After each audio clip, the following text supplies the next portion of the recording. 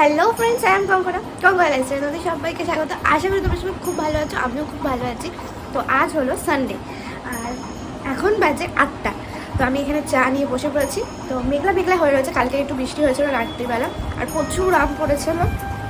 তো আজকে হয়তো বৃষ্টি হতে পারে, তোমাদের ব্যাক ক্যামেরা দেখাই দাঁড়ো। তো এই দেখো বাইরেটা দেখে বুঝতে পারছো কিনা, এই যে হলুদ হয়ে রয়েছে। তো এখন রোদ্দুরও ওঠেনি, এই দেখো রোদ্দুর ওঠেনি, আজকে রোদ্দুর মনে উঠবে না। তো খুবই ভালো, গরমের থেকে একটু রেহাই। আর এখানে নিয়ে নিয়েছি চা আর বিস্কুট, ফ্ল্যাশটা অন করা হয়নি। তো চাটা খেয়ে তো বিছানাটা পুরো কমপ্লিট করে গুছিয়ে নিয়েছি। তো তারপরে আর কি ঘরটা যেহেতু ঝাড় দিয়েছি, তাই ঘরটাও ঝাড় দিতে হবে।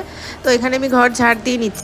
আর তোমরা যারা আমার পুরনো ভ্লগ দেখেছো বা দেখো তারা তো জানোই যে সকালবেলা কিন্তু আমার মা ঘর টর ঝাড় দিয়ে মুছেই যায়।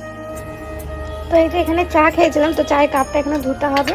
আর কালকে যেহেতু শনিবার ছিল, তোমার তো শর্টস ভিডিওতে দেখিয়েছো পনিরের তরকারি করেছিলাম। তো এই পনিরের তরকারিটা দিয়ে রুটি খাবো, দুটো রুটি রয়েছে, এটাও ধুতে হবে, মানে মাজতে হবে। এখানে রয়েছে 1 গামলা মাংস, যেটা আমি জলে ভিজিয়ে রেখেছি যেহেতু বাবা কালকে নিয়ে। তো তোমাদেরকে তো বললাম আমি আগের দিন পনিরের তরকারি করেছিলাম, তো সেটাই রেখে দেওয়া হয়েছে, আমি সেটাই রুটি দিয়ে খেলাম। আর তারপরে অনেক ঝড় বৃষ্টি হয়েছিল আগের দিন রাত্রির বেলা, তো আম পড়েছিল। তো যথারীতি বাবা ছাদে উঠে আমও পেরে নিয়ে এসছে।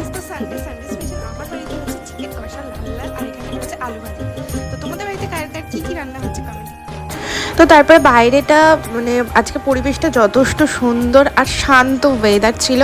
তো তাই জন্য আমি একটুখানি বাইরেটা দেখাচ্ছিলাম তোমাদেরকে। আর তোমরা কারা কারা আমার হোম ট্যুর দেখতে চাও, যদি দেখতে চাও তাহলে এই ভ্লগে কিন্তু কমেন্ট করে অবশ্যই জানিও, তবে একটা হোম ট্যুরের ভিডিও অবশ্যই তোমাদের সাথে শেয়ার করার চেষ্টা করব। তো এখানে আলু কেটেছিলাম আর প্রচুর বাসন জমেছিল যেহেতু মাংস রান্না করছিলাম। আর এইদিকে এই যে গ্যাসের অবস্থা দেখে বুঝতেই পারছো।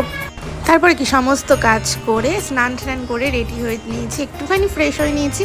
আর আমি কিন্তু চুল কেটেছি, দেখে কেমন লাগছে বলো তো কমেন্টে। অনেকেই বকছে আমাকে, মাটা সবাই বকেছে খুব, এতটা কেন ছোটো করেছিস। কিন্তু বিশ্বাস করো চুলের অবস্থা একদমই বাজে ছিল।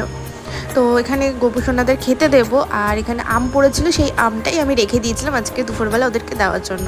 আর এদিকে কিন্তু আমি দুটো ঘর সুন্দর করে পরিষ্কার করে মুছে নিয়েছিলাম।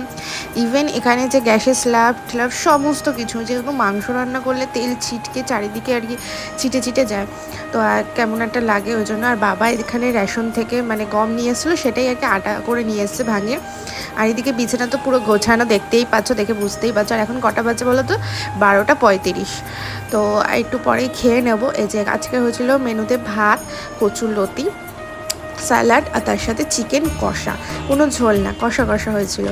আর বিকালবেলা বেরিয়েছিলাম পড়তে যাওয়ার জন্য, তো পড়তে যাচ্ছি মানে যেদিকে রাস্তাটা খারাপ অন্য দিক দিয়ে যেতে হচ্ছে।